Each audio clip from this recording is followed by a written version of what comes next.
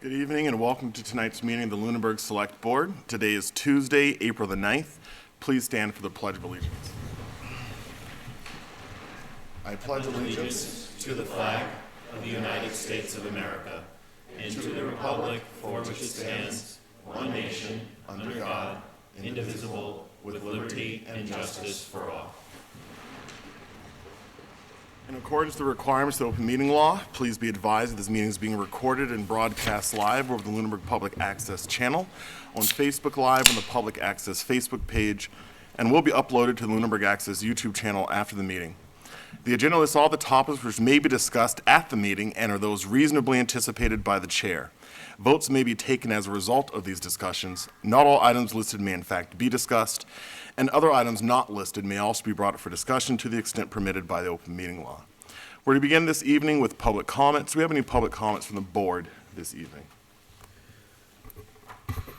Mr. Franco. Oh, did you have something, Tom? All right. I just wanted to make a quick announcement to the public.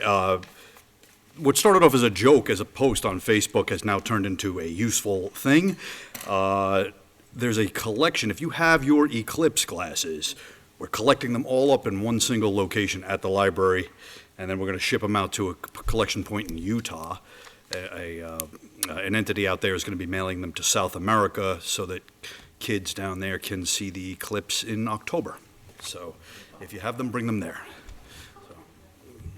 I would just say, Mr. Chair, it was an amazing event. I hope people got a chance. I know I was up north, but I know it was a little bit overcast here, but it was quite an amazing event. And, you know, I've been through partials and never a total, so we were in the path of totality, and it was an incredible experience, I have to say. All right. Any other public comments from the board? All right. Here on all of that. Do we have any public comments from the public this evening? Mr. Burden. Would you mind just repeating that at the microphone? Yes, please? George Burden, 39 Cortlandt Circle, just coming down to my 3 minutes that I have for the persecution that you did, Mr. Jeffries and Mr. Franco. I'll call it honestly. It was the whole board. But Mr. Jeffries, I understand you own a property management company and use the firm that you had mentioned to me in December of 22 called Murati, Bellin, and I don't quite know how to say it, but it's BLM. I find it very strange that our HOA, our Village at Flat Hill Association, after 20 years of having probably one of the best HOA firms in the state, has now gone and used this firm, very similar, same firm, and we've, the troubles we've been going through. It's just kind of very interesting that it's using the same firm. I wonder if it's the actual same attorney that we're having, issues with as well. But Mr. Franco, you're an attorney, I've understood as well, and do you think it was morally and ethical of you persecuting my family with Mr. Jeffries on January 9th? Do you feel that appropriate comments? Did you want to say something to me and my family directly? Because we were not here, and I think it was very inappropriate of what you did to our family.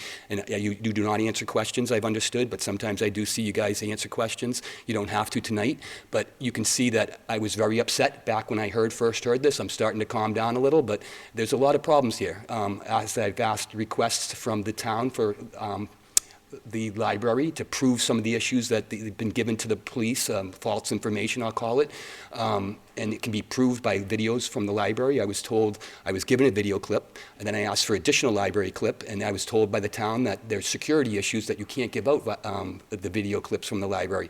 However, I was told by the librarian, the librarian's given out video clips to multiple individuals previously.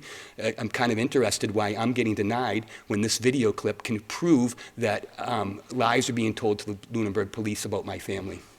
It's very interesting. All of this is very interesting. There'll be more to come as I get my 3 minutes in at these public meetings, but there will be more to come. It was unfortunate that you guys chose to persecute me at a select meeting and my family, and it's caused a lot of distress and a lot of emotional distress to my whole entire family with 3 beautiful daughters on Honor Society. It's had a big effect on them that you guys seem not to care. But you know what? We'll get to the bottom of it, and it's very honestly very disgusting and a hideous situation that's occurred from every single one of you except for probably Caesar. I don't think you commented on it, but all of the 5 of you have commented on it. We don't get any comments back from you, town manager, nothing, no help. We went to you in October of 31st of 2022, asking you about this situation. You totally ignored us, I'll leave it at that, and we'll be down more often. Thank you, Mr. Burden, for your comment. I will take the opportunity to clarify that I have absolutely no familiarization with the company you just referenced. I'm not affiliated with them. I don't own them. I've never worked for them. I don't know who works for them. The first time I heard of them was tonight during your public comment. So, do we have any other public comments from the public this evening? Any other public comments from the public? All right. Any announcements this evening? Oh, we have a public comment from Mr. Bowen. Mr. Bowen on Zoom. Mr. Jeffries, thank you. Sorry about that. I thought I hit the hand. Sorry about that. So I just want to make a quick comment. As you know, that I have commented numerous times with regard to certain reimbursement funding for the Cemetery Commission, and that belongs to the town. I want to say that I have done a substantial review, and I've also had a relatively decent conversation with Mr. Clark regarding some situations after his appointment. I just want to make mention that the graves from 1700 to 1800 actually belong to the care and custody of the town. The town is to care for all graves 17 and 1800, which, if you use the Raymaker program and use the SIMS direction, you can see that there's probably about 2,500 or so graves, maybe 2,700. I don't have the exact number in front of me. But those graves are to be cared for by the town. If we're talking that each grave site, based on its dimensions, is 45 square feet, which would roughly be, I think you can figure that out for yourself, the exact numbers. And then the cost for the care of those, that should come out of the town for those folks, because there's nobody to take care of those dead that are interred there. However, the people who have passed after the fact, I'd say from 1900 on forward, there's still family around, so forth, and perpetual care is supposed to be the funding that's used for the caring of those particular graves that are not between 17 and 1800. Mass General Laws, Chapter 114, Section 15 is quite clear about reimbursement. And if you read the last sentence, maybe you should consult the attorney who sits on your board for legal writing. And Mr. Jeffries yourself is an experienced and obviously awarded individual who has an understanding of statute, law in the direction of that. You see that there's a restricted modifier on the last sentence of Chapter 114, Section 15, where it says that the town shall be reimbursed for any town money. And that's a benefit because our school needs it. And if we could be reimbursed from the sale of lots from the Cemetery Commission for work that the DPW is doing, we could actually cut down the budget, appropriately, and be able to take that money and use it somewhere else. Or, since you cut the DPW budget, you could use that in the DPW's budget to be able to manage and maintain other things. And I just wanted to call attention to that the way the law is written, there's a comma before the word "or," and the sentence after that is not a complete sentence, which means that as a restricted modifier, that is in addition to. So anybody that understands legal writing, which Mr. Franco, I know you understand, Mr. Jeffries, I'm sure you've read plenty of statute, you understand exactly how restricted modifiers work with regard to punctuation and the use of conjunctions. So I just wanted to make clear. So Mr. Passios, who thought that he could make a point of order, not as a member of the Cemetery Commission Board one day, when I raised that issue, as well as, issues of reading letters that come from the DPW directly in their entirety for a full understanding, not cherry picking as the Cemetery Commission seems to want to do with everything. I just want to make mention that, when you look at these things in a totality, okay, the town tax money that gets used, okay, when an organization such as the Cemetery Commission has Mr. over Bowen, if you wouldn't mind $200,000. wrapping up the public Sure, comment I shortly. will. When they have over $200,000, okay, in a burial rights fund, and they're asking the town for us to pay for it, I'm going to tell you right now, the Price family and the Proctor family, I'm talking about Irene Proctor and Carl Proctor family, have lots. Irene Proctor is a Price. She is the great aunt of my wife. And the Price family has 9 lots. If I don't have 2.5 inches of grass cut on my lots, your new rules and regulations are a breach of contract. And we will be having a discussion about that.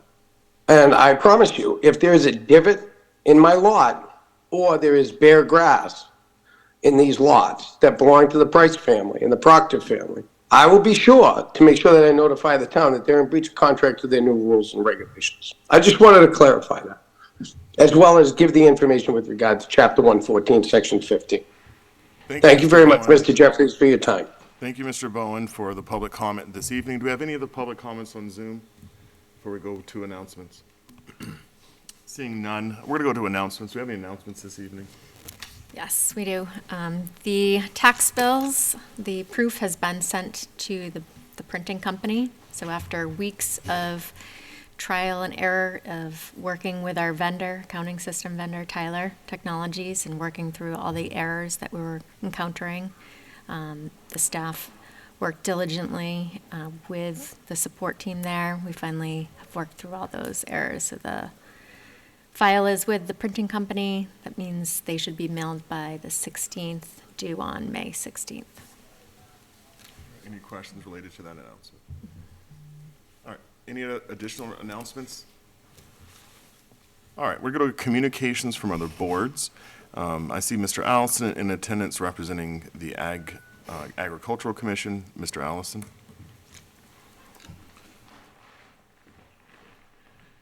Good evening. Thank you for the invitation. Thank you. So the email was 4 items to discuss the 2024 market, how we, the select board, I assume, can be helpful generally, administration requirements and challenges, and goals for the year. So that's all I wrote down that I brought with me.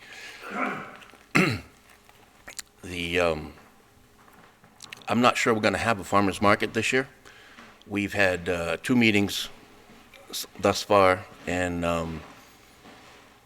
the commissioners walked out of our March 7th meeting when we had 1 new applicant interested in membership, and we had another applicant. We had 2 applicants there actually interested in helping us manage the market. And before we even got past that item, for whatever reason, members got up and walked out. I've not been able to, I reached out to the clerk to get the minutes that had been taken. I have no response. I've not had any communication with any of the other commissioners in the past. And just to give you some background, I've been involved with the Agricultural Commission since it's been a thing here in town, about 2013, I believe, and we got the market control in 2014 or 15, and I've been personally involved in the market since that time.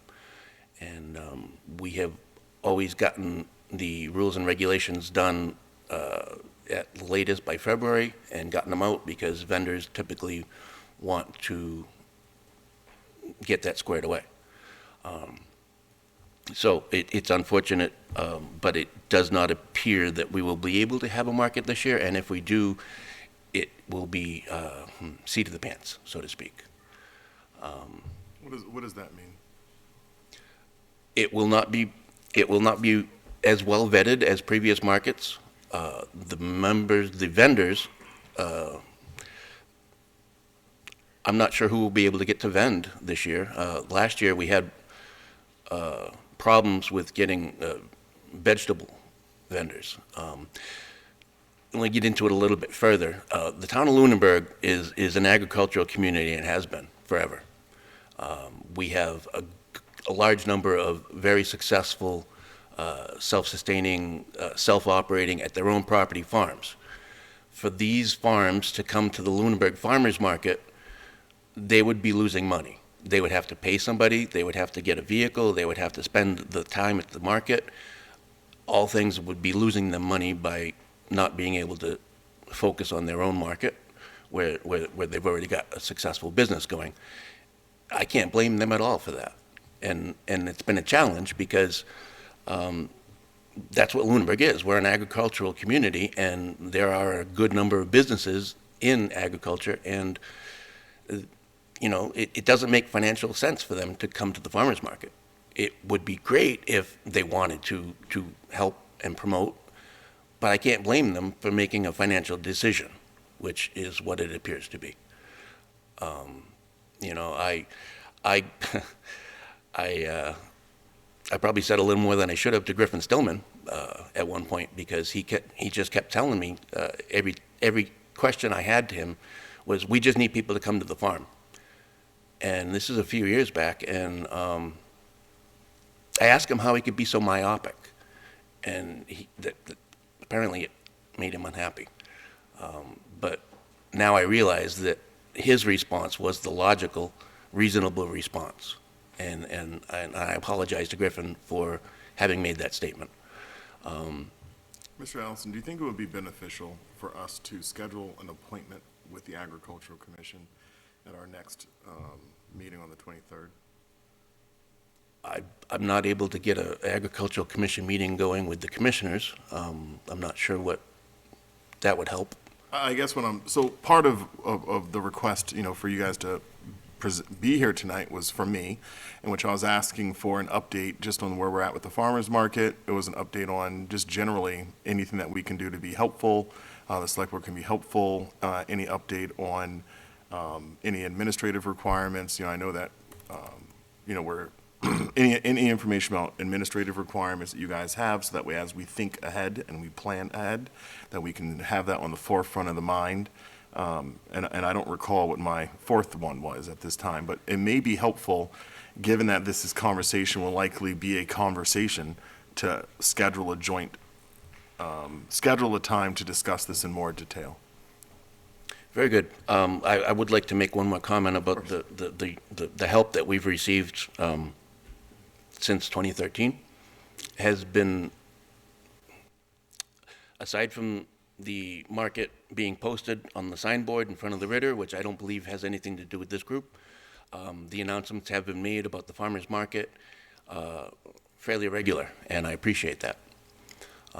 However, there have been numerous requests and numerous comments and discussions that have gone nowhere about potentially using the TC Passios, working with the Lions Club to have, so to speak, permanent space where we could have it extended seasons, we could offer different things.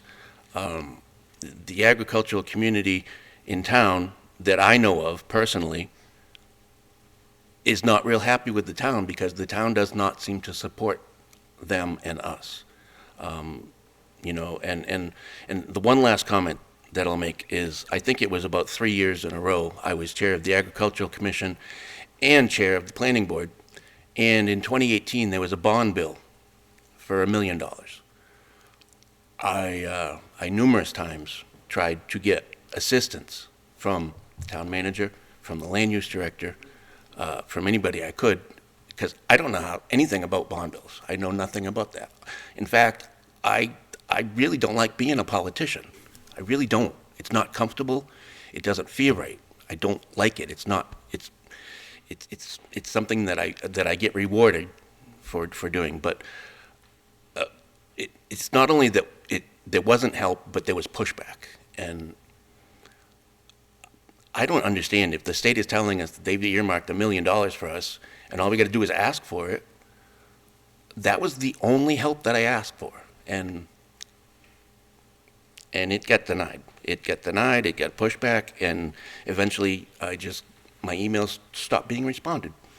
So, I would appreciate some future date to have further discussion. If we can get that, that would be great. All right, we'll target the 23rd. of April, and then I will reach out to you separately. Which I know I need to do anyway. Really? Ah, okay. All right, Matt. I would appreciate that. Okay. Anytime. Thank you. Thanks, Matt. Thank you to the members. Thank you, Mr. Ellis. Congratulations on your thing. Thanks. All right, we're going to go to our appointments section of the agenda. So we have a presentation, so I'll refer over to, oh, I see we have the Water District. Mr. Bursch. Communications from other boards.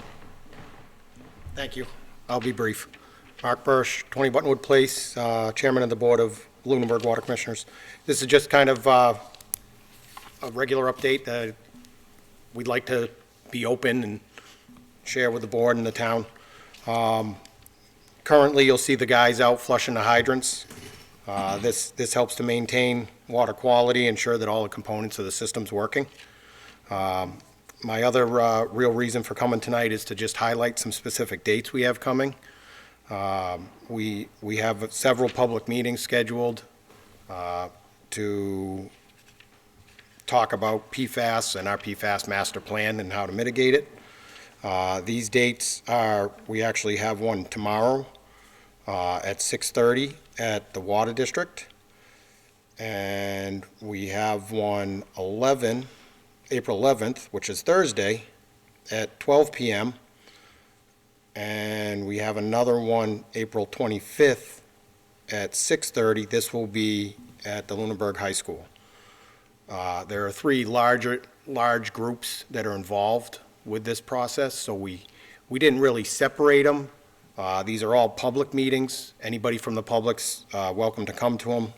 But we designated and sent invitations to residents of Hickory Hills for tomorrow night.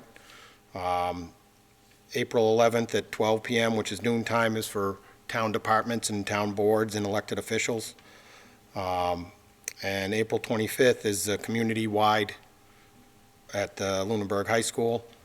Any one of these meetings, just because you're not highlighted as a group, any resident of Lunenburg is welcome to attend.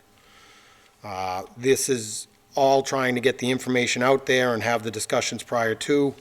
Our goal is to have a May 16th, 6:30 meeting at the Lunenburg High School to vote to appropriate the SRF funding for remediation of PFAS.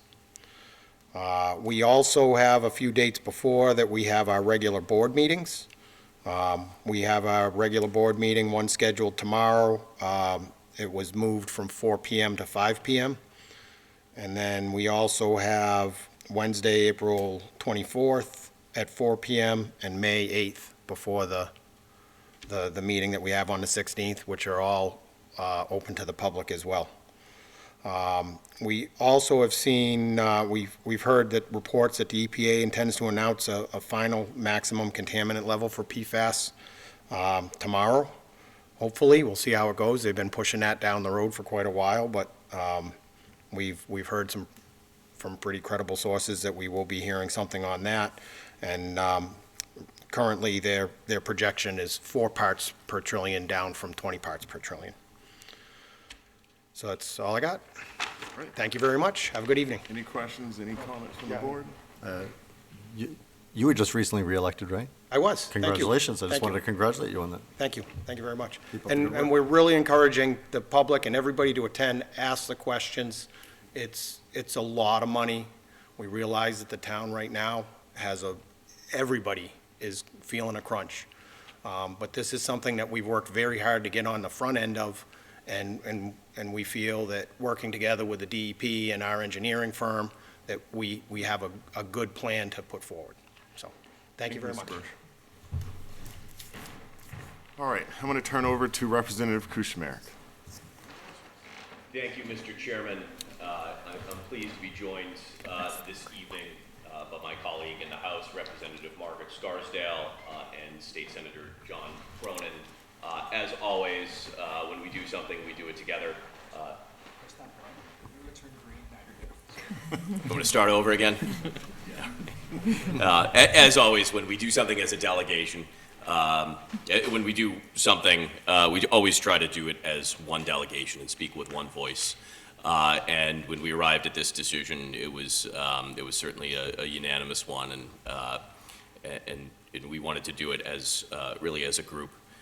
So each year, the Massachusetts Black and Latino Legislative Caucus puts forward a call for nominations for Black Excellence on the Hill to recognize Black and brown communities across the Commonwealth, and asks delegations to come together to nominate recipients who demonstrate excellence in a variety of forms, whether it's through creativity and producing arts, whether it's leadership in government or in society, whether it's through religious leadership, public leadership, industry leadership, or any other form.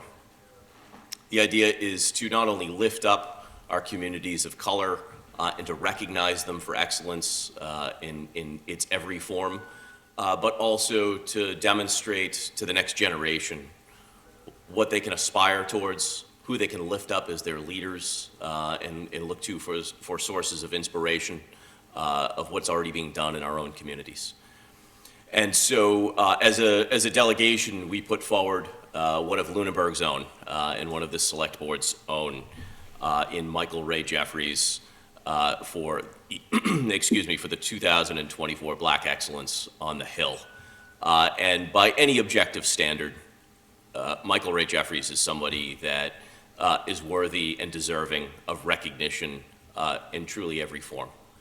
But as somebody who has served our nation, as a combat veteran, as somebody who has stepped up to do the critical work as a select board member, these are difficult jobs, and not enough people are willing to step forward and do that work, and to serve the hours and put in the dedication.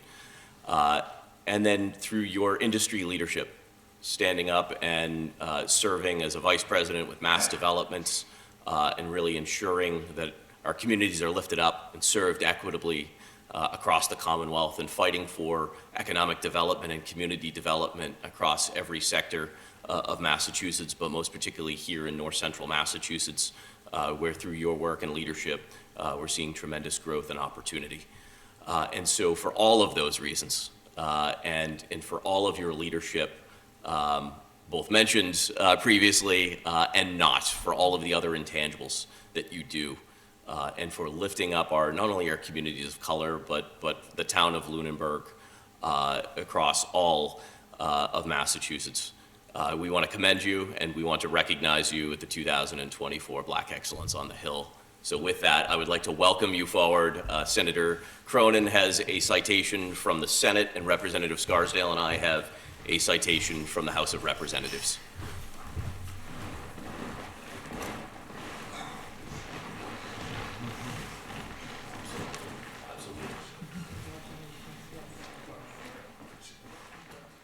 All right, so this is where we get to shower you with citations, whereas and therefores. But the Commonwealth of Massachusetts, the House of Representatives, be it hereby known to all that the Massachusetts House offers its sincerest congratulations to Michael Ray Jeffries in recognition of being the 3rd Worcester District's recipient of the Black Excellence on the Hill Award. And the entire membership extends its very best wishes and expresses the hope for future good fortune and continued success in all endeavors. This is given this 9th day of April 2024 at the State House in Boston, Massachusetts, signed by Ronald Mariano, Speaker of the Massachusetts House, and presented by Representative Margaret Scarsdale and myself. Thank you. Congratulations. Thanks. And Michael Ray, I have some hardware from the Massachusetts Senate for you. I hope it has a place of honor in your house, but on a personal note, the work you've done for the town and the impact that you've had is enormous, and I'm grateful for the partnerships and the relationships we have with you, Heather, and with every member of the board. But I personally, I know I'm going to miss you, and I know how hard this work is, and I just want you to know that on behalf of the delegation, we're grateful for your partnership and everything you've done for the town. So thank you.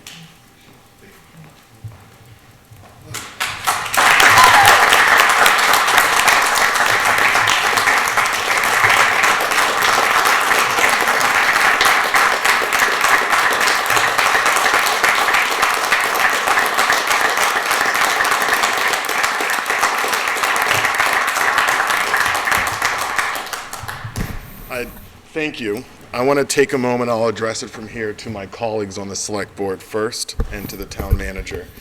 You know, although this recognition is directed towards me, it cannot be done without the work of all of us. We are a team. I think we've worked as a team. We disagree from time to time, and we still work our way through what needs to be done for the community. I accept this honor, but again, with the understanding that it's teamwork that allows our community to be better, to be better than we were yesterday, to have vision for tomorrow. And I just want to thank all of you for your work to our community, sincerely and from the bottom of my heart. So thank you. I also want to thank those in attendance. I know that, you know, stepping into this role, and I want to again thank our delegation, stepping into this role has obviously been challenging. I've recognized that, you know, we often don't think of, I hope that most people don't think of race often in their lives, that it shouldn't always be on the forefront, but I recognize that in our community, you know, and I've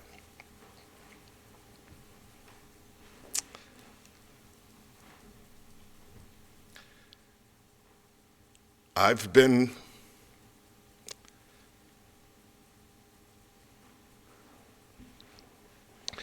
very honest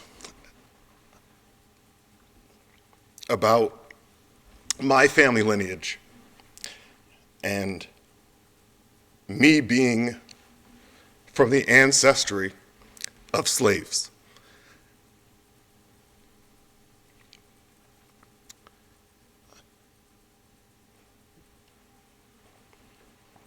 I can think many people in my lineage that came before me have only hoped that there would be a day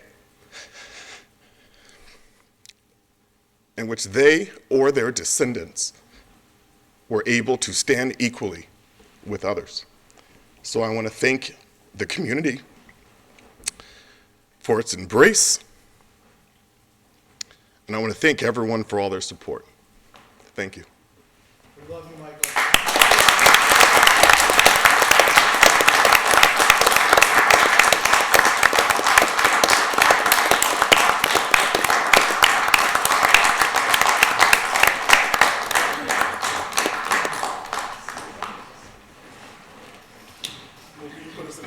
Yes, I'm going to take the wheel long enough to say we're going to go into recess for 3 to 5 minutes while people clear out and all of that. We'll return in 3 to 5 minutes.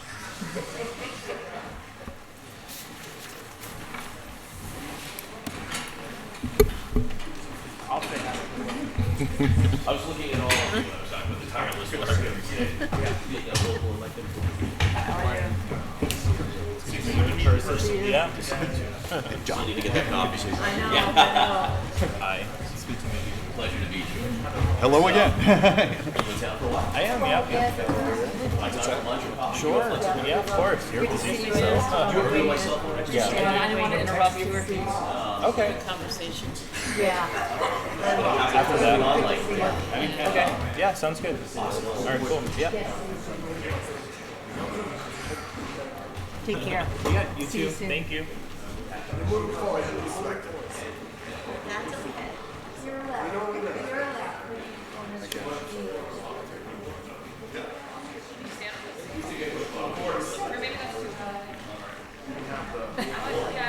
What's that? I think that would be a probation. But I read that, I'm like, Can we impose upon the board to maybe join my probation? Sure. When you group photo? You get to hold both. Yeah, there we go.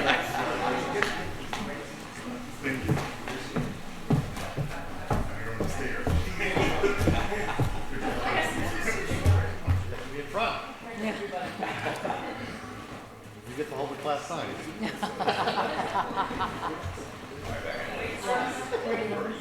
feel like it would be nice to have the Lunenburg flag in the background so I could do a He little. goes into the back room. He's like, I'm not taking it. Jokes on you guys. No photo. Yeah.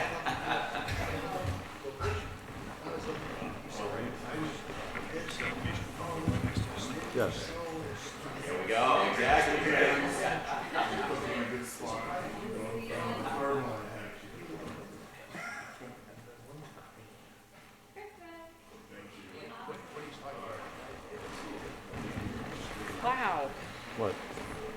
Feel that incline right there. Oh, yeah, no, I know there's like a. no, there's some work that has to be done. You may have read about it.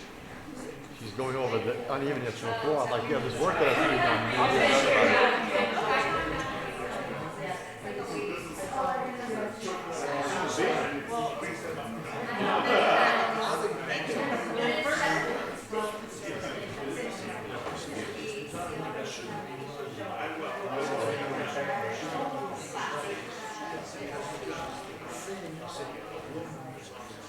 When I first moved back to Massachusetts, it was like, you should walk down the hall like this. Oh, it's adorable.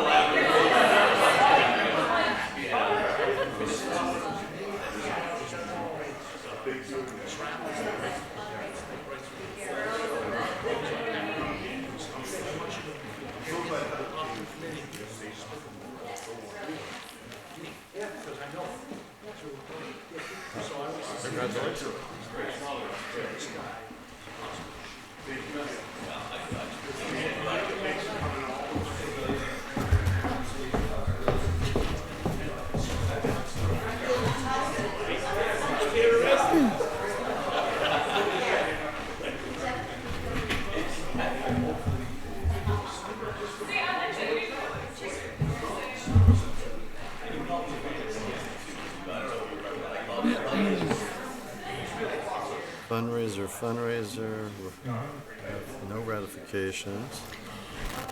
You're not doing ratifications? Okay. Their queries are pending.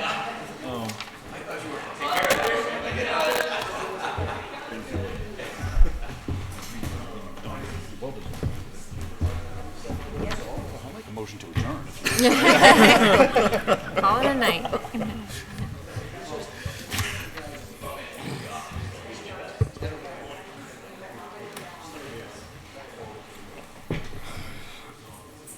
We're almost on schedule. So the only difference is this, they had this date on As long as you in caught the it. Oh, May I was going to 22nd. say, just like you. I'm gonna ask Christine. Just like you. That's the way it is on Nothing gets on the from agenda. you. Why the It's original? on the agenda on the 18th. No. It's on the agenda. It's the 22nd. Yeah. The rain date is May. Whenever there's like a big thing like that, and everyone just. But it was Yeah. so noisy in here. I'm like, wait, I had to look at the agenda. I know. I was like, oh, I was leaving the home. I was like, oh, Especially compared to the last one, it's like the exact opposite of this. yeah. All right, to the booth, Like, we're oh, it should ready. be early tonight. But then I saw a room full of people. I was like, oh, did I miss something? Thank you. Thank you. All right, we're going to resume our meeting, and we're going to go to our 7:30 hearing. This is a special event license for the car show fundraiser on May the 22nd from the Turkey Hill Family Lions Club. Thought I was going to have all these people here rooting me on. Dawn Johnson, 357 Lancaster Ave. I'm here representing the Turkey Hill Lions Club, but also the car show is going to be a collaboration, with your permission, with the PTO and also the Boys and Girls Club. We would like to do something that's a community event, something that's a lot of fun. Maybe everybody can raise a little bit of money, but mostly it's for fun. Before COVID, the police association used to do a car show. They did it for several years, and it was always a good time. So what we are proposing is to close down Memorial Drive all the way down to the end of TC Pasio's, and then the circle area. The cars would be in the circle and then going up the road. The Lions Club wants to set up and sell hot dogs, hamburgers, that kind of thing. The PTO would like to do some kids' games. The Boys and Girls Club, also some kids' games. We're hoping maybe we get a fire truck, Hank to come. The library is on board. They'd like to do something, maybe bring in Kona Ice. If the Boys and Girls Club don't try to do that themselves. We're not looking at a million outside vendors. mostly it's going to be just us organizing it. We have permission from all the powers that be, the police, the fire, the highway, the school, the library, and the Board of Health have all come back and said they have no problem. So just need your blessing. All right, thank you. Do we have any comments or questions from the board? No, I agree that there used to be a great event, and I'm glad to see that somebody's putting, a group of organizations are doing it, so I'd love to see it a great event again. All right, is there a motion? I would make a motion that we approve the request for the special event license for the car show fundraiser as presented on May 22nd, from, what are the hours? 4 to 8 p.m. 4 to 8 p.m. Second. Any additional discussion? Is there a rain date? The rain date is the next Wednesday, the 29th. Yes, I'm not a car person, but I'm Not told that I that car don't. people do not bring their cars out if Yeah. it's raining. You have that information correct, from what I understand. That's true? Okay. All right, we have a motion and a second. Any additional discussion? All right. As many as are in favor of the motion, please say aye. Aye. Those opposed, no. So congratulations. All and right. we'll If you make sure- Come next week, you get a free set of steak knives, by the way. Wow, I might just do that. Thank you very much. Thank you. All right, we have a next appointment, right on time, 7:40 toll booth fundraiser for request on May 18th from the Fitchburg Leominster Shriners Club in support of the Shriners Hospital Transportation Fund. Good to see you again. Good evening. I'm Carl Edmonds from the Fitchburg and Leominster Shrine Club, and we're asking if we could have permission again this year to do what we call a toll booth, a roadblock for the, at the intersection here, Mass Ave and Main Street. Again, this is, the money goes towards the transportation fund, where we transport patients from all over the world. To do that usually costs anywhere between $40,000 and $80,000, because you have all specialized equipment. So we're just looking for an opportunity to raise some money. Mr. Chair? Yes. This is the same one you've asked for. It's the same one we've done for the last 2 years, In fact, you were yes. the one who requested it, right? Yes. How did it go last year? It goes excellent. We probably take in close to $2,000. It's a great event, I agree with you. and It was last week's. I'm sorry. Last week's toll booth, same day. So I think the question or what we're looking at is that we think we might have a conflict on that date, because we did approve last week to have a toll booth on the 18th. okay. So I'm just pulling up the times. 8 to 1. All right. Let me just take a look at this. Sorry. Off the top of your head, do you know the times you're looking for before It I was pull? from 9 to 2. All right, so it's going to overlap. All right. They're 8 to 1, and you're requesting 9 to 2. Wait, who did we approve? Turkey Hill Lions Club last week. Corinne was here. Oh, okay. Yeah, the food pantry. But that was on Election Day, I thought. or- This is election day as well, the 18th. I'm sorry, I'm looking at the previous 22nd, okay, yeah, the 18th, I'm sorry, yeah. Yes, we did do that. Okay, so Wait, this is 4/18.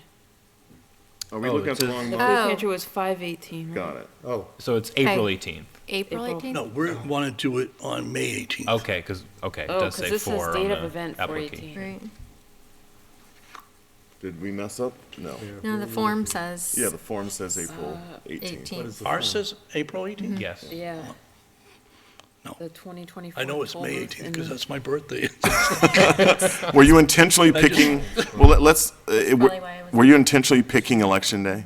No. So it had no It has nothing to correlation? do- Shriners hold toll on, booth. yeah. All right, is there, let me just pull up the paper, but is there an alternative date that would work for you? Because again, we did approve something That already. I would need to go back Okay. with a group of guys to see. Yes, you would need, Okay. Okay, because two things are wrong now, not only one thing. okay. It's not only that we have a conflict, it's that the date that you asked for in the form is not the date you just Okay, asked for in okay, person. no, it's May 18th is what we wanted. Okay. All right, so And then, do I just resubmit the application?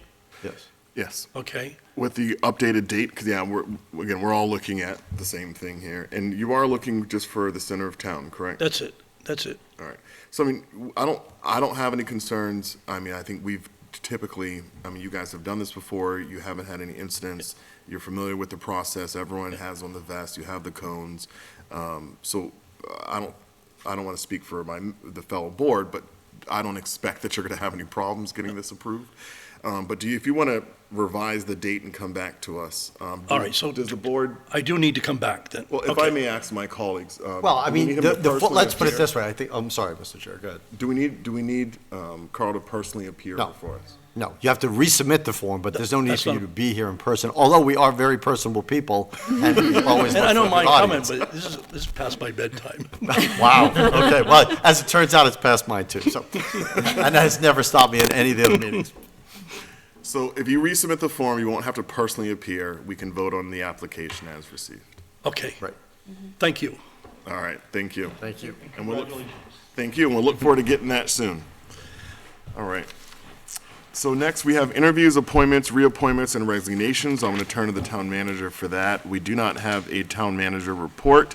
And then after the town manager gives those updates, we're going to turn to old business. This is looking like an 8:30 or earlier evening for us tonight. I don't like it at all. This will make it, Just jinxed it. Minority on that one. So Lou Franco's gonna filibuster the adjournments. so this will make it shorter. The ratification of the 3 appointments that are on the agenda for tonight are being tabled until the 23rd because we're pending documentation for quarries. So that will be on the 23rd, those 3 appointments. The resignation of the Police Public Safety Coordinator, Amanda Moore, and Police Officer Devin O'Brien. That's just an announcement. Amanda's last day was last Thursday. And that position has been posted internally, and that closes on Thursday. The Officer O'Brien's position was also posted internally, and that will close, or has closed, sorry. And that will be an appointment at the next meeting on the 23rd as well. If I may, Mr. Chair, through you, to the town manager, did Officer O'Brien let us know where he's going to? He is going to the state Oh, police. He's going to the state police. Okay, wasn't there an announcement about that? or was Yes. this- Okay. So this is our second officer in a year to go to the state police. Yes. Yeah. So, hey, we're filling up their rings. Yeah. Can't compete. Yeah, we've had employees as well leave the town to go for state agencies as Yeah. well. Well, the state agencies, aside from state police, are on a hiring freeze for the most part. Right now. With waivers, yeah, right now. All right, any questions related to those updates from the town manager? And I just want to publicly thank Amanda Moore and Officer O'Brien for their service to the town. It's truly been very wonderful to work with Amanda over the years. When I first came, she was at the DPW as the DPW executive assistant there, and had then moved on to the police department. So she's going to be missed, and she was a true asset to the community in her role as an employee for the town. So wish her the best. And by all appearances, we may be seeing her back here again in another month or so. I also want to extend those thanks to Amanda as well. I know Amanda, is Lunenburg, born and raised, went through the school system as an honor student, went off to college, graduated with honors. She's made significant contributions to community, and I'm happy to see that she's considering, is currently on the ballot, and will be continuing to offer her service to our community in a different capacity, and certainly look forward to working with her in that capacity. All right. We're going to go now to old business. Do we have anything to discuss, any board discussions as it relates to fiscal year 24 budget, fiscal year 25 budget, the capital plan, or the warrant articles? All right. To the town manager, so consent calendar, should we expect to discuss that on the 23rd or on the 30th? We can put it on both. Okay. All right.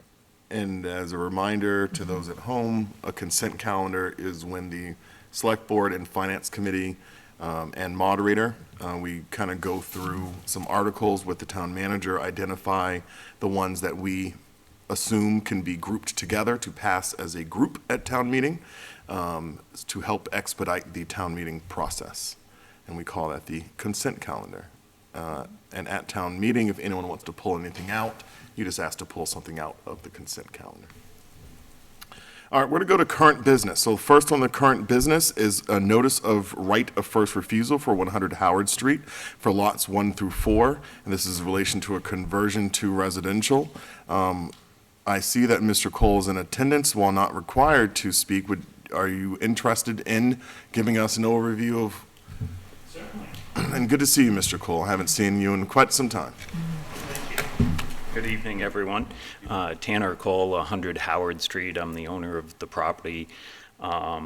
Essentially, we're asking you to deliberate on right of first refusal. This land has been in chapter roughly 5 years. I currently own 64 acres there. I've taken a small portion of it and divided it into 4 house lots. Those lots are under agreement. We actually have one family looking to purchase 3 of the lots and build on 2 of them. And then the other lot, lot 2, is going to a young couple that's looking to build their first home. So, any questions, I'm happy to answer them. So just to clarify, Mr. Cole, so based on my experience on the planning board, as I recall, how you've divided these lots up and given the widths of the driveways, which are right above that 50 feet, at or above that 50 feet mark, that you would expect that there, if the board chooses to not act on its first right of refusal and these sales go forward, that the ability with our current zoning laws for these lots to be further subdivided don't exist. Is that a fair assumption? Correct. Okay. Yeah.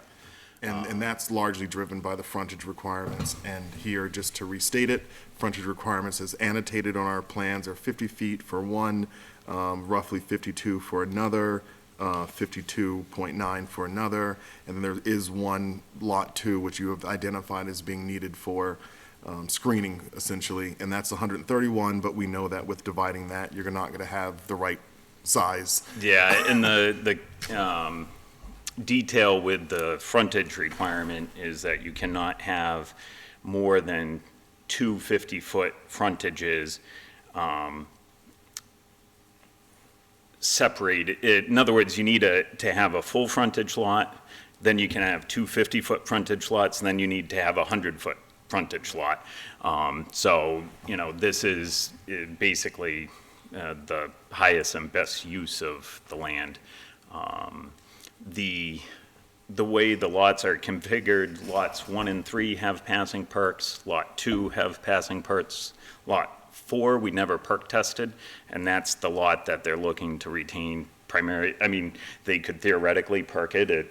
It meets all the dimensional requirements, but that is all mature trees and screens it from the neighbors. So I think ultimately lots 1, 3, and 4 are going to be in common ownership, so I don't foresee them acting on that, but no more than 4 lots. Yeah, and 3 likely buildable. Correct. Yep. Yep. Tanner, for me, this is very straightforward. I don't have any other questions. Okay, thank you. Oh, you don't have to leave yet. I don't know if anyone else.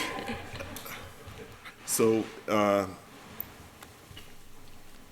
I, as Tanner and I, and again, if any of the other members have questions for Mr. Cole, but based on the rules, I mean, this is pretty straightforward in terms of what he can do. They can't be further subdivided based on our current rules. So this, as Mr. Cole noted, is the highest and best use. This is looking at them and really figuring out the best way. It sounds like he has a pretty good plan of family members that want to live near each other. They want to screen themselves.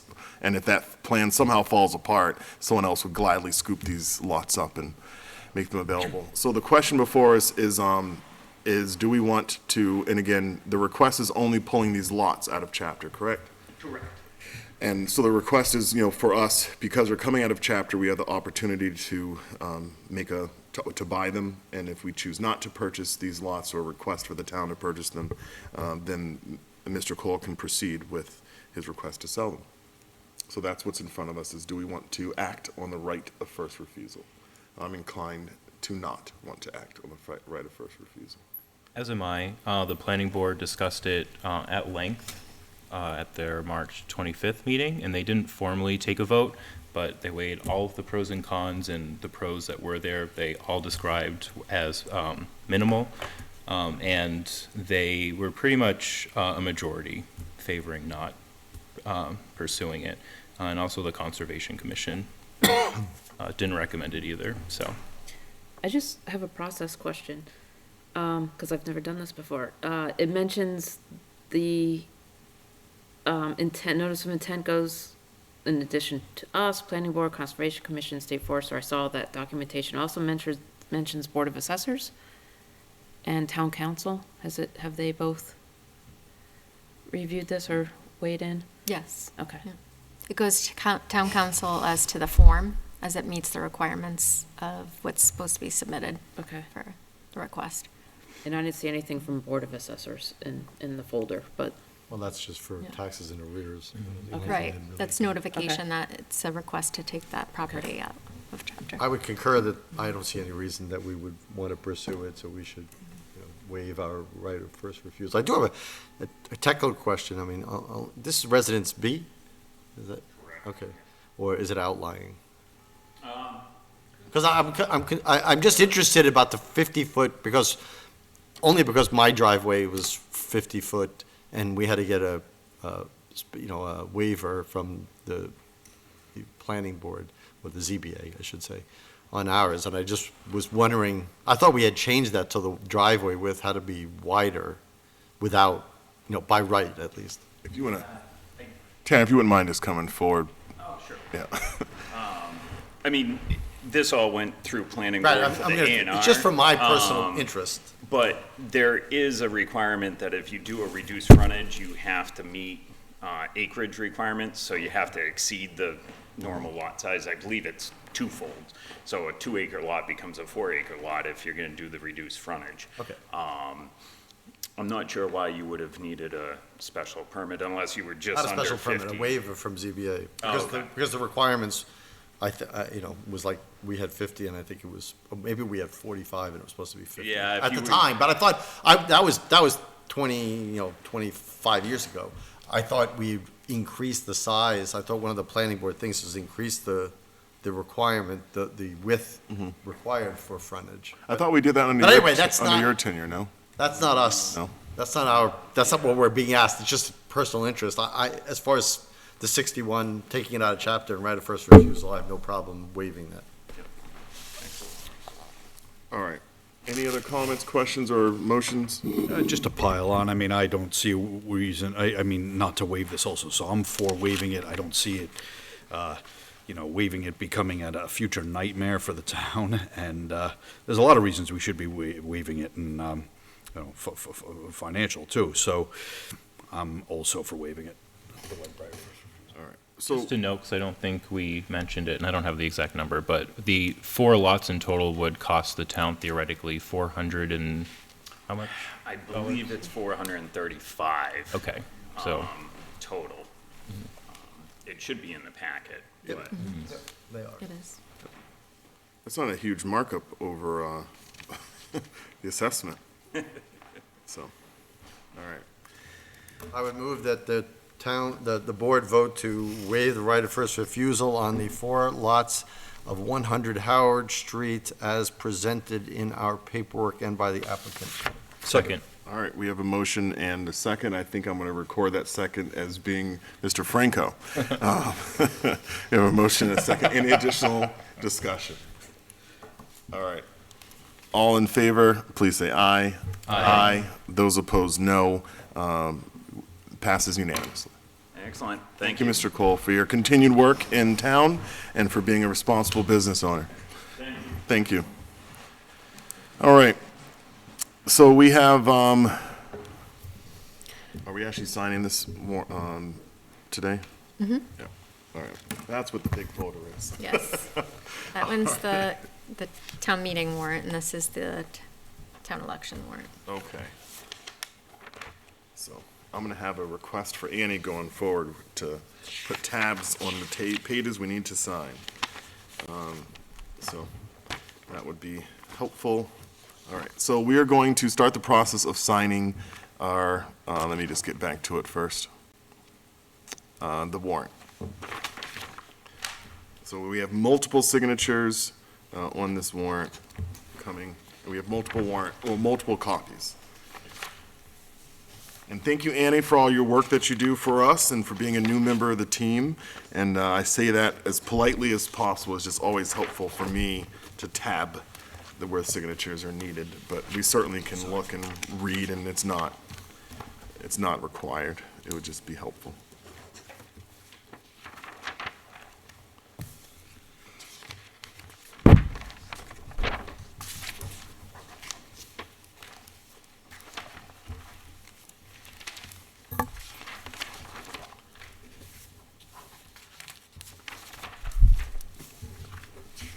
Probably have the easiest signature, too.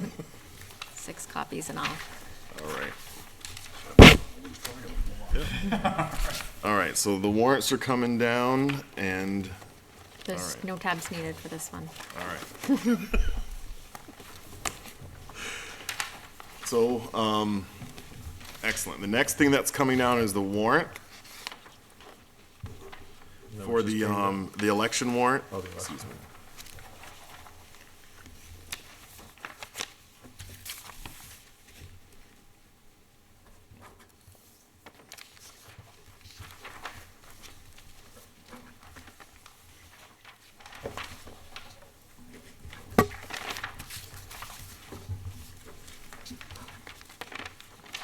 This is compelling television. Why don't we just keep signing here and roll straight into the next stuff we sign? I'm gonna pass down 2 folders. The big one is for the first thing we sign, Renee, and the second, smaller one, is for the ballot. I'm just gonna move straight into our other stuff that we're signing here tonight. We have an accounts payable warrant in the amount of $54,339.09.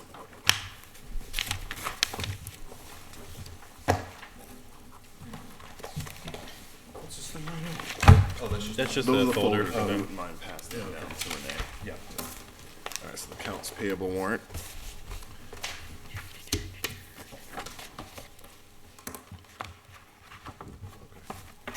We have another accounts payable warrant in the amount of $1,302,776.15. We have a payroll warrant in the amount of $986,813.09. And then we have the Victory Supermarket, yeah, we did vote on this last week. So Hannaford, also known as Victory Distribution LLC, Victory Distributors LLC, satisfied their debts as it related to the sewer. And so I am passing this down for signature as well. And I see that Caesar has already come in and signed on this one. Oh, yes. I did. All right, so while we are doing those, let's see, minutes, I did not have the opportunity to review the minutes, so let's push those to next week. Warrants, and we'll come back to action items, and we're going to start with our draft turnover policy. Okay.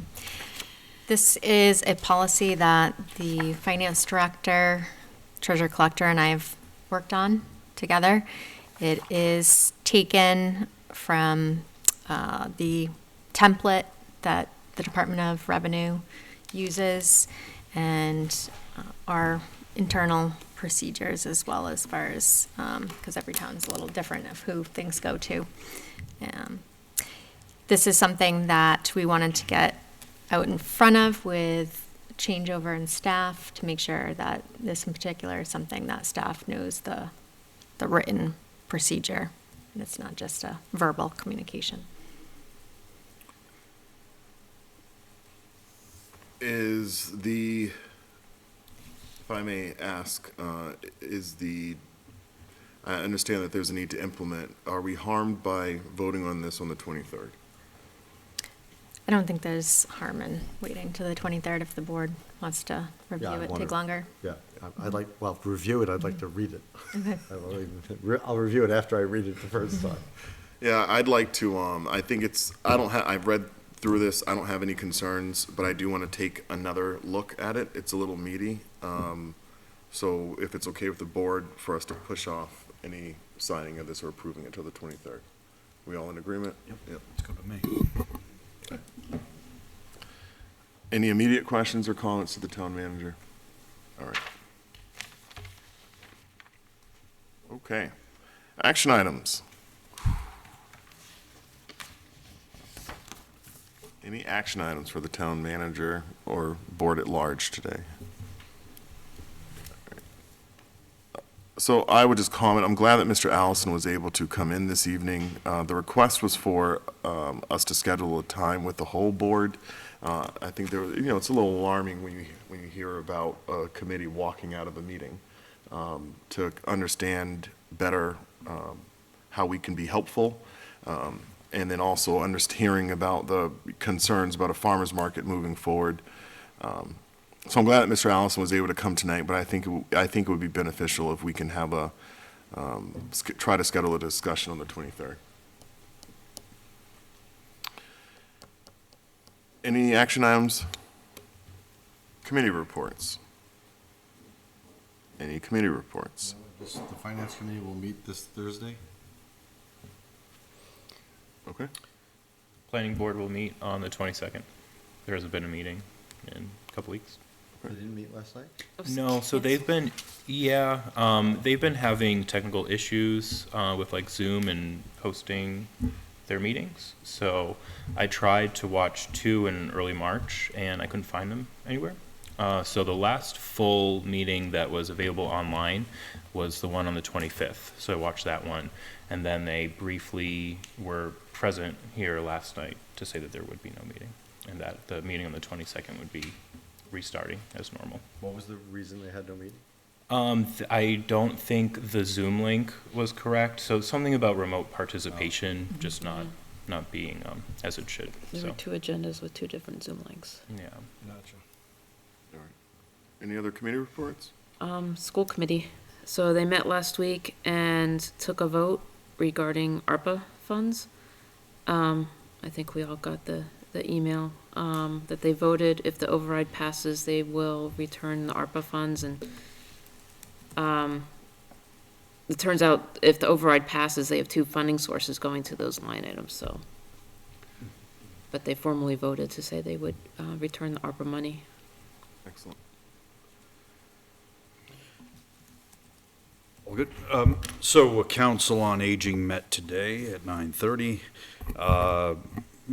Discussed mostly recurring items. Gave an update on the senior tax relief, where that stands on Beacon Hill right now. Talked about, just to highlight a few points, how the Council on Aging and the Adult Activity Center as a venue can be involved in the Lunenburg 300th anniversary celebration. That's a recurring topic. Upcoming events, I'll announce because we're not meeting again until the 23rd. Coffee with the Chief on April 19th at 9 a.m. COVID Clinic Monday, April 22nd, 3 to 6 p.m. And Growing Places. It's a program to get fresh produce to people's homes. That's after our next meeting, but that's Monday, April 29th, from 10 a.m. to noon. So I'll probably wind up repeating that one. And I think that's all. Jane, you got any additional thoughts? You were there. I think that hits the highlights. Pancake? Pancake breakfast? Oh, Yeah, there's a pancake yeah, breakfast tomorrow, right? pancake breakfast tomorrow. Thank you, 8 o'clock. So, thank you. All right, I have I don't know where this fits. It's not really a committee report because it's not an assigned committee. It's just something I took upon myself to do. So I had a meeting yesterday afternoon, right before the eclipse, actually. We were making sure we were getting out of there in time so we could be home for the time of the start of the eclipse. And I met with the superintendent of Monty Tech. And this comes after I met with their admissions counselor, just to, go over their admissions policy. This was probably 2 months ago, and then I requested to meet with the superintendent about 3 weeks ago, and so this was a scheduled meeting. And what I wanted to get a better understanding of was their admission practices, and where this comes from. Is I noticed that the amount of applicants that are going towards Monty Tech are a little low compared to what I recall. And then I wanted to understand their process for applying in light of our delegation, specifically Senator Cronin and Representative Kuchmarek, filing legislation to go to an all-lottery system. And so I wanted to get a better understanding before, endorsing or signing on to what they're proposing of how Monty Tech actually admits.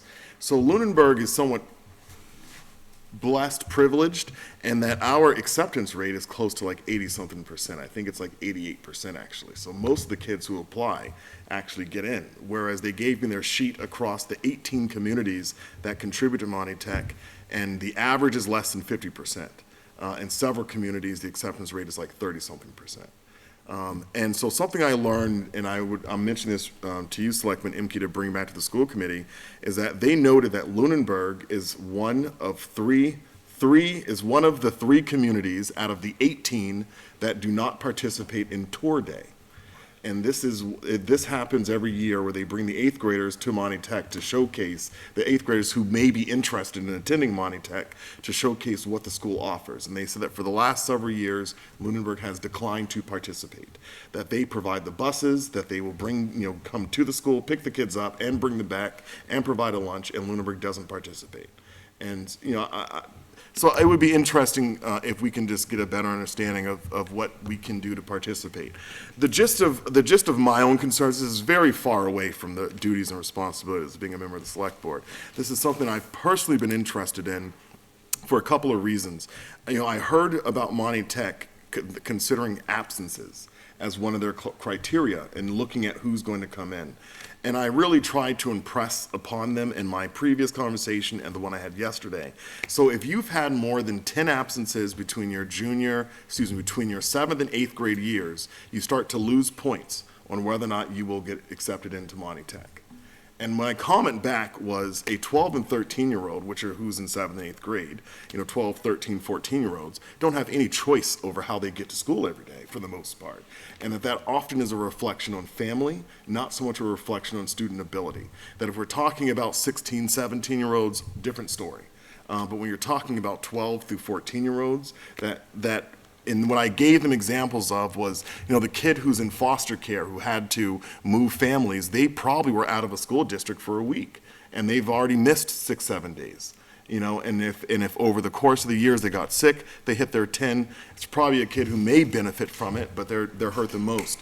The kids who come from families that, some kids, unfortunately go through traumatic experiences while they're children. They might need counseling services.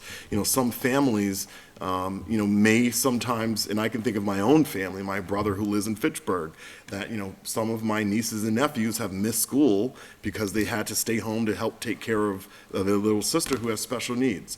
And, what happens when the family is out of the home, and so kids then get penalized for coming from families that aren't as stable as other families. And so I urge them to reconsider that absence policy. Another thing that we discussed in addition to absences was also, they mentioned that they previously were going, every community would have to write a letter to explain, are you going to get in, or why you would recommend, the school district would write a letter recommending a child to get in. And generally that letter was worth about 15 points. And this is, a lot of points in their system. And what they've done is they've changed it so that way there's no more letters. Now they do interviews, and those interviews that used to be worth 20 points are now worth 35 points. And their rationale for it, which I fully understand, is that when you have 42 different people across 18 districts writing these letters, that the standards may be different. And so by consolidating into one person writing them, that you get, better kind of results. And so I urge that if they're going to go that route, that they would consider someone who's neutral and detached.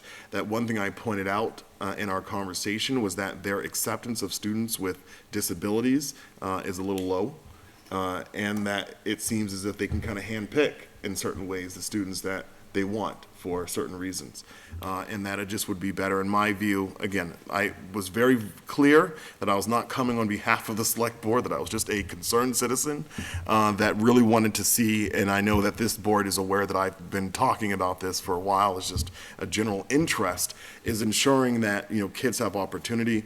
I also spoke on the last point about the college rate. So roughly, and it depends on the trade, and I get it, it's going to depend on the trade, but roughly over 50% of the kids who are going to Monty Tech, and some years 60% are going to college. And one of my comments to them was, you know, it seems as if Monty Tech is a great tool for the kids who are not going to go to college, and that while I understand that a kid may change their mind while in the course of high school and say, hey, I actually want to go to college now, I also understand that certain career paths in healthcare or in engineering, that typically that becomes a college path afterwards. I get that, but it would seem to me that they may want to weed a little better, so that way the college-bound students don't walk in their doors for the most part, and that they're able to capture the kids who, if you don't get into Monty Tech and you're not college-bound, that they're not just dooming these kids for McDonald's. And kind of like, what is the plan?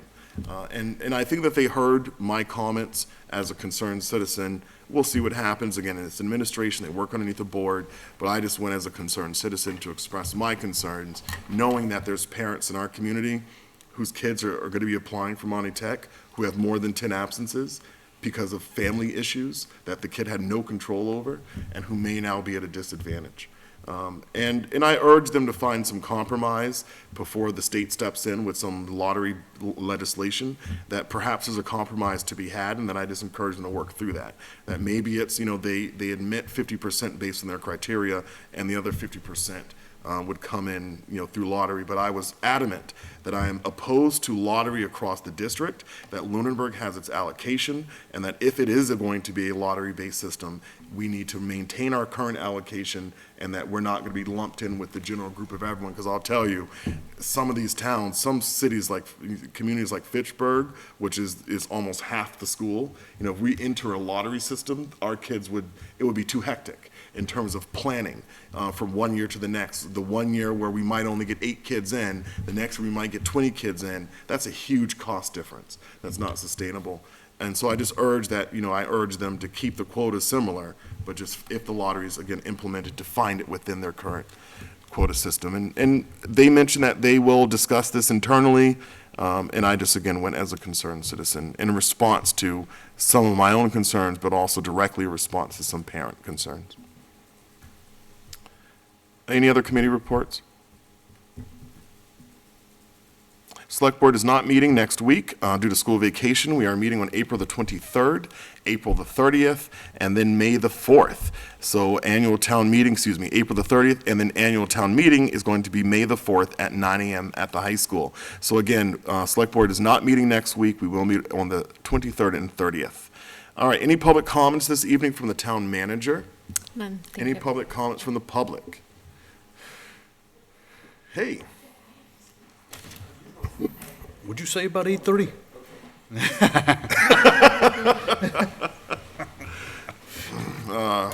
did think of something interesting that Oh, we okay. talked about. Jane, you better identify yourself. Oh, Jane Rabbit, 314 Townsend Harbor Road. The Groton Hills Community, what is it called? Groton Hills? Music Center. Music Center. Music Center. Right. I think it's like 4 times a year has free concerts, every like 3 months on Wednesdays at noon. And Jack and I went and we saw a lot of buses, you know, from senior centers that were there. So I had brought up that it might be a really nice thing to offer for our seniors. And so the discussion was how we can provide transportation. So that's kind of where we're at. But and if you haven't been there, you really need to go because it's an amazing place. So anyway, that's all I have. And we just wanted to congratulate you, Michael. Thank you, Jane. So, you're amazing. You are. Michael, you've done so much for this town. You really have. you know, and the amount of energy and your intelligence is spectacular. And your service to our country is amazing as well. So we just want to say a sincere thank you. Thank you so much. You're a good man. You're a good man. Mr. Rabbit. Good job. It's hard to take all this, but thank you, Mr. Rabbit. Thank you. Thank you to all of you. Really, Yes. Really, all of you. Thank you. Thank you. Good night.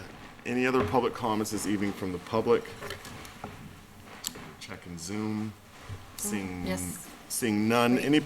Oh, Mr. Bowen. Mr. Jeffries,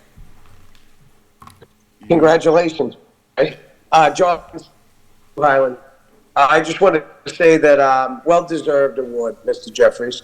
Our personal conversations are definitely a reflection of the award for you, for which you've been given. So I just wanted to just highlight that, and it's great that the delegation came out to actually present that. That's a great step in your life, and I have a lot of respect for you. I just wanted to clarify and make mention, because it hasn't been discussed, it hasn't been brought up by the select board, of the supposed changing guard of unions with regard to Local 39 and Local 170, who's going to be handling the DPW collective bargaining agreement.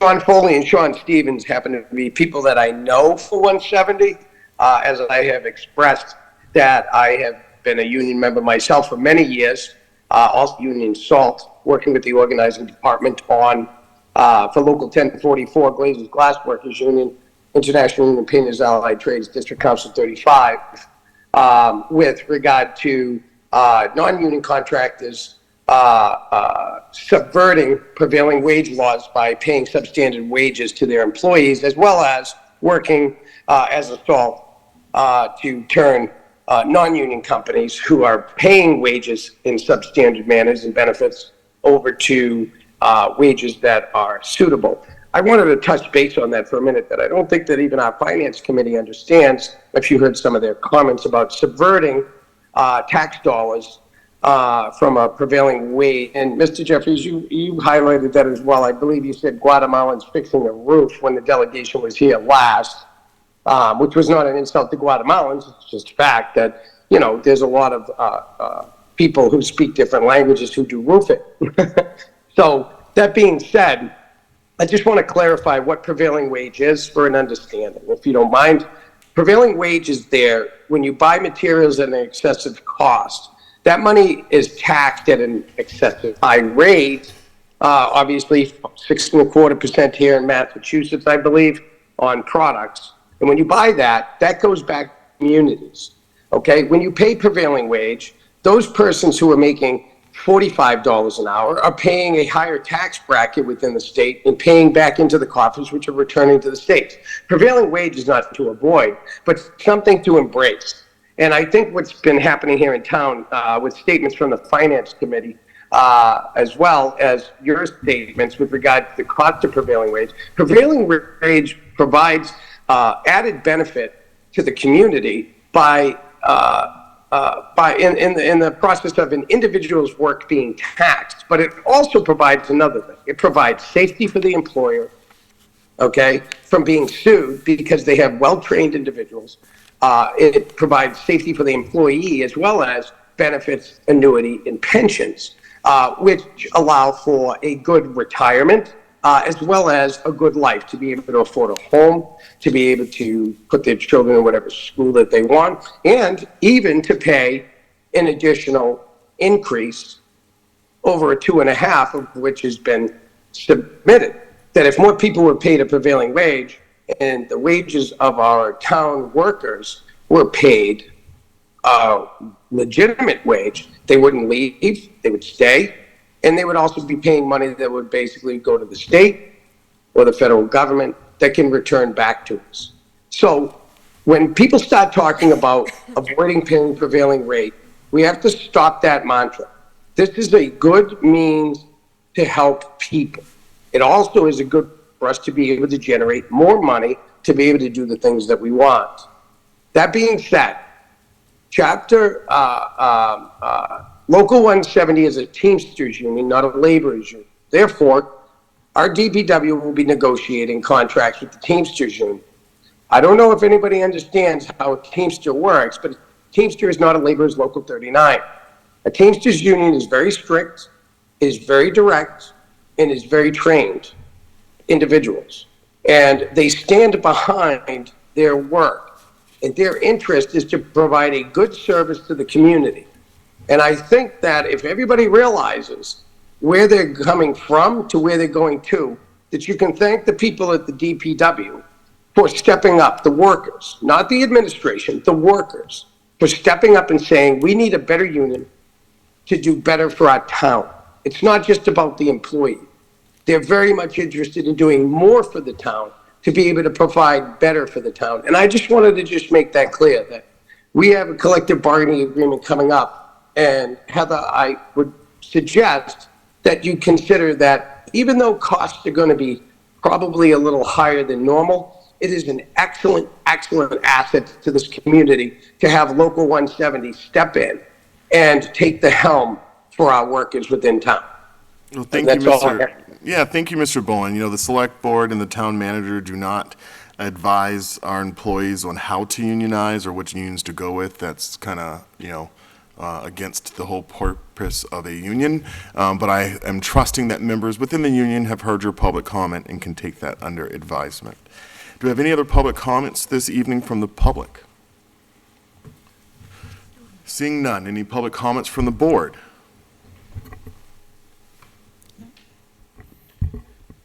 I just wanted to make a brief public comment. I just wanted to say, as to you personally, Michael Ray, that, and to the public, Michael Ray and I talk about everything very freely. And, one of us will leave a message for the other and say, I need to talk to you for 3 to 5 minutes. And it's never 3 to 5 minutes. It's 3 to 5 minutes about something having to do with town.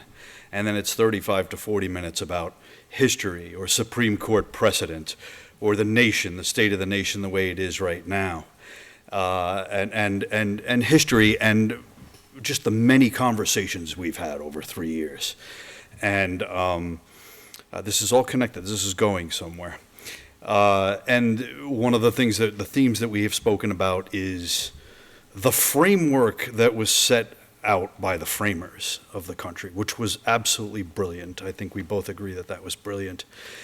But the gulf that existed between the framework that was set out at the time and how people actually lived it and executed it at the time, and how over the trajectory of 240 or 50 years, we have, for the most part, asymptotically approached the more perfect union, but we are not there. And we have had setbacks. And it's been fits and starts throughout history, but just the conversations we've talked about, Supreme Court precedent, we've talked about Dred Scott, and Plessy versus Ferguson, and Brown versus Board of Ed, and we both wish we lived in a world, and I know how much you hate, and you never do, you never throw this out there, but, the race thing, and we both wish we lived in a world where race didn't matter. But until we achieve the more perfect union, we do live in a world where it matters. And as long as it does matter, I want to acknowledge that you indeed are a role model for the black community. But you're more than that. You are a leader and a role model, period. And I am proud to call you my friend. Thank you, Lou. Thank you. I want to offer just a comment to the public and to the board. Thank you all. I know that it's always uncomfortable for me to receive any kind of accolades. It's just uncomfortable. We all do this work not for any personal gain, but out of care and commitment to the community. And I just, it has been a pleasure working with my colleagues. I've learned a lot in this role. I've learned a lot from the times we've disagreed the most. And hearing other members' perceptions, and I hope that I've demonstrated to my colleagues that even though I may seem pretty absolute at times, and I'm like, I'm very colorful with my language, as everyone knows, but even when I'm adamant about certain things, that I do pause and I do reflect and I do listen, and it's, it's part of being it's part of being a member of a team, and we are a team. So, all right. I move to adjourn. Second. Any, Does Lou want to filibuster for another 2 minutes? It's not 8:30, Lou? That clock's slow. that clock's slow, it's 8:30. Sure, regarding Brown v. Board of Ed. We've reached Franco time. All right. Who was the second? I didn't catch this. It was me. Okay. We have a motion and a second to adjourn. All in favor, please say aye. Aye. Those opposed, no. The select board is adjourned. And to all those at home, again, we are not meeting next week. We'll see you on the 23rd, and have a wonderful evening.